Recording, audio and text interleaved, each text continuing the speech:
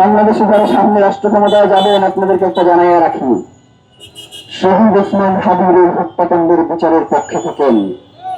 বিপক্ষে গেলে ভোটের ব্যবধান লক্ষ হবে না, ভোটের ব্যবধান হবে কোটি কোটি।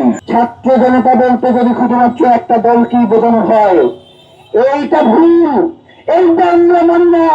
বাংলাদেশের 18 কোটি জনতা মানে এই ছাত্রদের এই দলটা নয়। বাংলাদেশের 18 কোটি জনতা মানে বাংলাদেশের 18 কোটি ছাত্র জনতাই। তার সুনির্দিষ্ট কোন দল নাই। তার প্রয়োজনে সে ছাত্র দল করবে, তার প্রয়োজনে সে ছাত্র শিবির করবে, তার প্রয়োজনে সে ছাত্র পক্ষ করবে। একটা নির্দিষ্ট দলের মধ্যে কখনোই ছাত্রদেরকে আবদ্ধ করা যাবে না। একটা নির্দিষ্ট দলের ফ্রেম থেকে কখনোই এই ছাত্র জনতাকে দেখা যাবে না। ভাইয়েরা, এখন এক একজন আসে, এতদিন পরে উপদেষ্টা ছিল না, পদত্যাগ করবার পরে আইসা বলে আমরা লাশ ফেলাই দেব, আমরা নতুন করে শুরু করবো। এই হারাম যারা তোমার আগে শুরু করতে গিয়ে নিষেধ করছিল, এখন খুব নতুন করে শুরু করবি।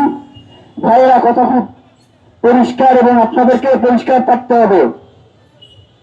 ওসমান হাদি যখন আন্দোলন করছে তখন বলে নাই যে এই হাদি কিনা, বলে নাই 5 আগস্টের আগে তার অবদান কি, বলে নাই।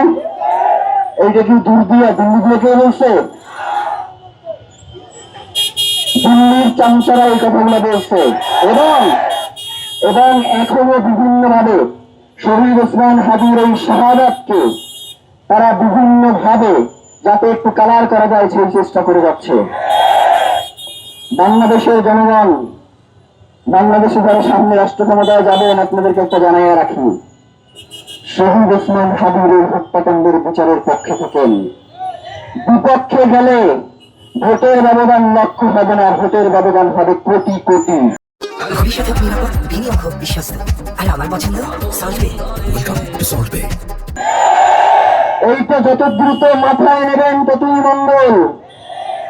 ওসমান হাদিরে প্রধান উপদেষ্টার মতো খালি বুকে ধারণ করবেন, বিচার চাইবেন না, সেইটা হইতে পারে না।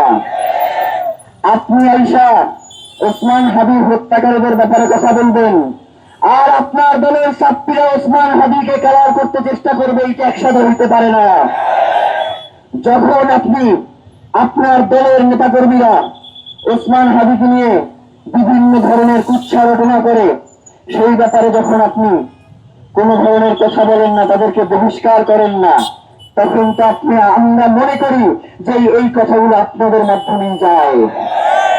এই কথাগুলো আপনারাই শিখিয়ে দেন, নয়তো বাংলাদেশের কোন রাজনৈতিক দলের তৃণমূল পর্যায়ের কোন নেতা কর্মীর সাহস নাই যে আপনার বিরুদ্ধে গিয়ে, আপনার মতের বিরুদ্ধে গিয়ে সে শহীদ ওসমান হাদিকে কটূক্তি করে।